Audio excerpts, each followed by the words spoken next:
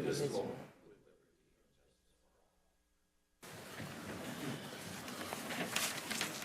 Looking for a motion to adopt the agenda.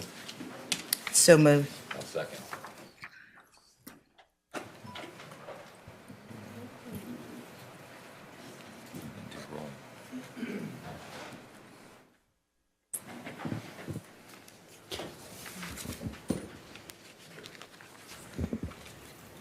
We didn't do roll. Motion carries with 6 yeses and 1 absent. Okay, moving on to public communication. This is a time to hear from the public on non-agenda items. Madam Clerk, do we have any speakers? Mr. Mayor, I have 1 speaker, Bill Spear.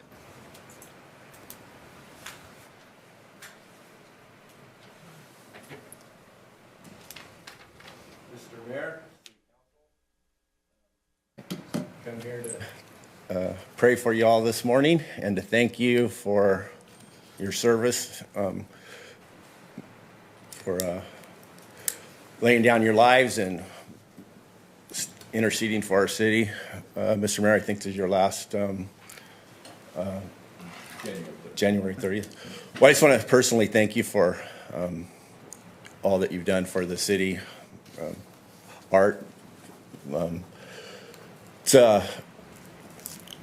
really honored to be part of this city and seeing all that we do. Chief Legrone, really, and our administrator, and just want to pray for as we transition into this next year. Just want to be thankful for all that is happening in our city, the positive. A lot of people focus on all the negative stuff, but there's a lot of positive going on, and you guys have really done an outstanding job. So, Father God, I thank you for our city council and for all that they've done, and for the new one coming in, and as we transition, bless all those who have sowed. It says that we do reap what we sow, and things are different in our city because people have put their hand to the plow. And this morning, as we look at moving forward, I thank you for Bill Legrone, and I pray, thank you for his heart for the city and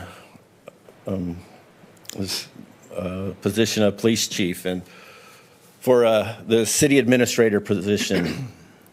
Lord, that you would, it says there's no authority except that which you would establish. And I pray that you would continue to put people in the positions that you would have them in. Continue to use our city, to bless our city, to activate our city, to let other cities look and see what's going on in Oroville and want to copy what we're doing here. We thank you for the code enforcement, and as you're continuing to build that up for our police force, that in the midst of lack throughout the country, that you would overflow Oroville, that you would, as we look towards rebranding, that it is a city of gold, a city on a hill, a light on a shelf, to bring glory and honor and praise to your name.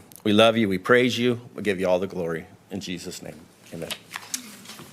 Mr. Mayor, that is the only speaker I have on the agenda items.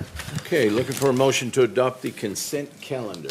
Mr. Mayor, if I could, there was a question on it on consent item number 2. So if we could pull that one, I'll answer that question. Okay, looking for a motion to adopt the consent calendar. I'd like to and really just can we look at for clarification on page 24. I mean, I'm ready to approve it. I just want to make sure. On page 24, it says under fiscal impact, it refers to a compensation study.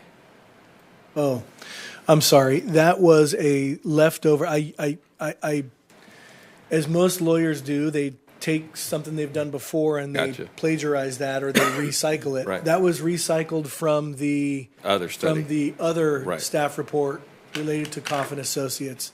I didn't change the financial impact. I apologize for that. The financial impact is just the 30, was it 20? $25,000. $25,000 total Right. from the general fund. One more. We didn't do roll either. With that clarification, I'd be fine with it. Yeah, I'm sorry. My Yeah. apologies for that. No worries. Looking for a motion to adopt the consent calendar except item number 2. So move. Second.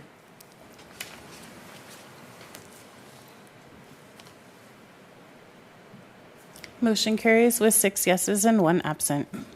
Item number 2 was pulled from the consent calendar. Does the person who pulled it wish to speak on it? The question that was addressed to me, and I thought if one council member has a question, then I'm going to pull it and explain to everybody. The question was, previously we had taken the department head and city administrator salary ranges and merged them together, so we had one salary range for department heads and city administrator. This salary range that has been adjusted is only for the position of city administrator. It is not changing the range for the department heads. So this is only applicable to the city administrator position. And again, I'm a believer in if one council member gets information, we all should get it. Okay. So- Are there any questions from the public on this item? Mr. Mayor, I do not have any blue speaker cards. Looking for a motion to adopt item number 2 on the consent calendar. I move that we adopt agenda item 2. And second.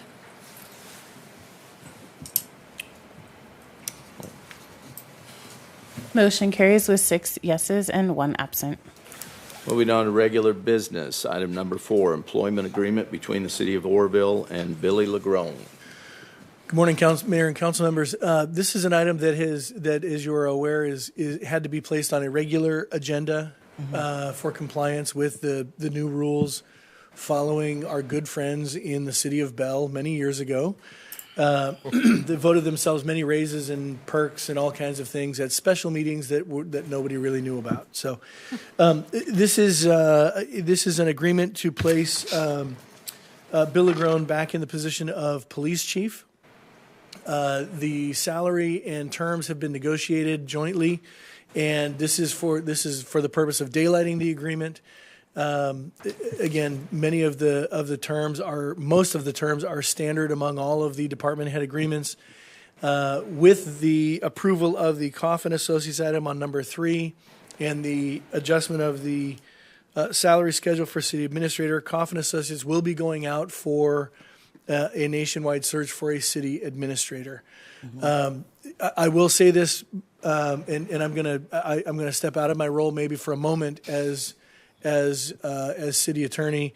Bill Lagrone has been a longtime employee of the city, and loves the city very much. And so this is an effort to put him back in the police department because of some of the difficulties in hiring a police chief. And so we've had this discussion before. I firmly believe it will be much easier to hire a city administrator than it will be to hire a police chief. I may be wrong on that, and if I am, I will freely eat that crow when it is served up. But I think I'm right, and so I think you'll find you'll find someone who will fit in the role of city administrator much easier with a much easier time than you had trying to find someone to fit in as police chief. So with that, I'm happy to answer any questions. Happy to make any interpretations of the contract that you like. Do we have any questions from the public on this item? Mr. Mayor, I do not have any blue speaker cards on this item. Are there any questions or comments from this dais? Having none, looking for a motion to adopt resolution number 9119. So moved. I second that.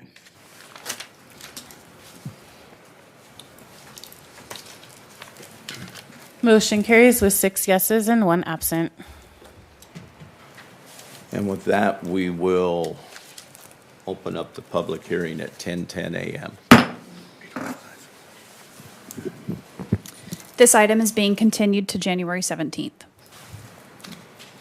With that, we will close the public hearing at 10 seconds a.m. Councilman Smith mentioned we probably should go back and do roll call if we didn't do it. Did we do it? We didn't. I have marked that all Okay. 6 of you are present and that Vice Mayor Thompson is absent. Okay. Is that good enough for you, Mr. Attorney? Absolutely. Okay, thank you. Moving on to reports, discussions, and correspondence. Are there any announcements from the council? Having none, future agenda items? Having none, administration reports. Mr. Lando. Well, I just want to say thanks to the council and to the city. You have a great staff, top to bottom. And I would also say that Bill really has done the job of both administrator and chief. So I could pretend to be here, but really Bill's done the work. And I think he made a great choice, as I said in my other memo. Thank you. Thank you, Mr. Lando. This is your last meeting with us, and really appreciate you being one here. No, you're not going to be here in January. So thank you very much. And I didn't get to say congratulations, Chief LeGrand. Thank you. Okay, Scott, Mr. Hooper. Thank you, Mr. Mayor. Just to give you a brief update on the I don't know if I'm going to call it the position, but on finding someone to serve as an interim city administrator, because again, we've put Bill, you have put Bill back in as police chief. I have called the individuals who were identified, left messages, and have not connected yet. I'm still going to work on that. I have also contacted the League of California Cities to get in touch with their range rider program, and they are getting me some information on that from individuals who have previously stepped up and said, yeah, I would be willing to serve in that capacity. Once I get that list, which I anticipate will be today, but I don't know for sure, I will start I'll just start at the top and I'll start calling. And if I have multiple who say yes, then I'll get information to you so you can look them over, and as a council, you can say, well, that one looks good, or if you want to interview them, you can. The idea is it would be obviously short term, but there would be some, and we'll have to have this discussion, there would be some necessity of conferring with the council related to compensation, because they would be a contract employee, no benefits associated with it, but the question is, how much do you pay for that service? How often do you want them here in the seat versus being remote? And I'll just remind you, I know many years ago when Peter Cosentini was here, he was here, I think, 3 or 4 days a week, depending on the week. I think one week he did 3, and then the next week he did 4, so he was alternating, if I remember correctly. So you have lots of options there as to what you require. Obviously, the more options you take, the more you pay for that. But that's, you all know that drill. Anyway, so I don't have a lot of definitive information for you, but I do have a lot of things to come in the near future. So stand by your email. All right. Thank you. Ms. Nevers. I also just wanted to add that it's been a pleasure working with Mr. Lando, and we will miss him. And a Merry Christmas and Happy New Year to everybody. Councilmember Smith. Yeah. Merry Christmas and Happy New Year. I just want to echo that. Thank you. Ms. Duncan. Mrs. Duncan. Well, I just wanted to say a few words. I know Bill had to go, but on behalf of the admin staff, we want to thank Bill for his years of service as city administrator. When Bill came down to City Hall, we did not know what to expect. A police chief as our city administrator? We had no idea what we were getting, but Bill proved to be an excellent city administrator, as we soon found out. Bill is extremely intelligent and is gifted in many areas. He has done so much for the community and for the staff, and we are forever grateful he decided to step in when he did. We wish him nothing but the best as he returns to his path as city's police chief. Hey, I'm going to comment on that a little bit too, because and I've said it before, when I walked in here 4 years ago, City Hall looked similar to an abandoned building. There was hardly anybody here, and they were getting ready to file bankruptcy, and it was just the absolute worst shape the city had ever been in. And with putting a team together and working together, this is the best shape the city's ever been in. absolutely solid. And all new equipment, nearly full staffs. We're working on police department now, but it's just been a lot of fun. And I hope that it continues. I would hate to see it backslide. So, yeah, and you can attribute about 95% of that to Bill LeGrone. So, absolutely wonderful. Anyway, that's my 2 cents. Councilmember Goodson? Yes. So I applaud that the city has gotten back on on track under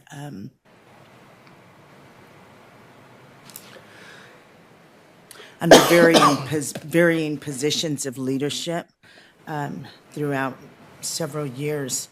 But whenever I get a chance, I like to take the opportunity to thank the citizens of Oroville.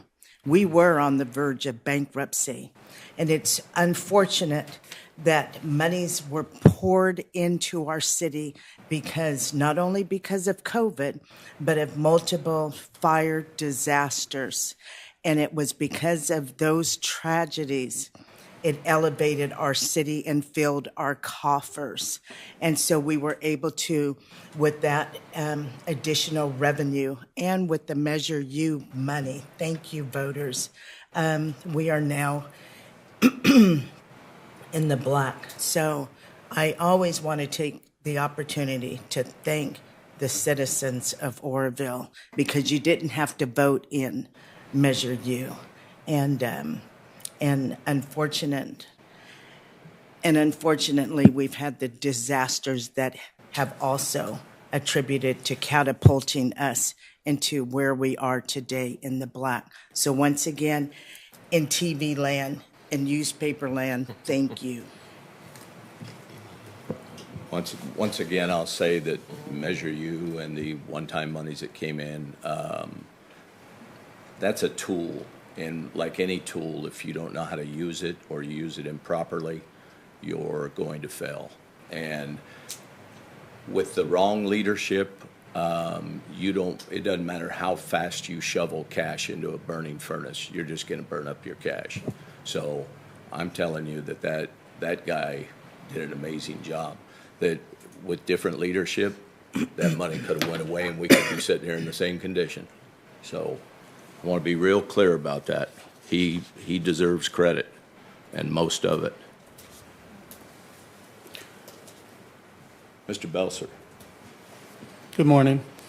I just want to let you guys know the Code Enforcement Department, as far as the code enforcement technicians, is back to full staff. We have 2 new guys, Matthew Cervantes and Christopher Billington, that came on recently. They're going through the training program now. They're slated to go through the 832 Laws of Arrest class in January. They both have finished their CLETS test, or California Law Enforcement or Telecommunications class. They very ambitious. They're learning a lot. They're new. But again, it's nice to see us back up to full staffing. We also have a conditional job offer out to a staff assistant, so that position will be filled soon. So we'll be completely full at that point. And then I just want to let you guys know that in January, our code enforcement team has signed up for the point-in-time survey put on through Butte County to go out and survey the unhoused and the numbers that we're dealing with and the situations that we're dealing with and the conditions they're living in and their needs. My team has been working really close with the housing navigator, Ian Clement.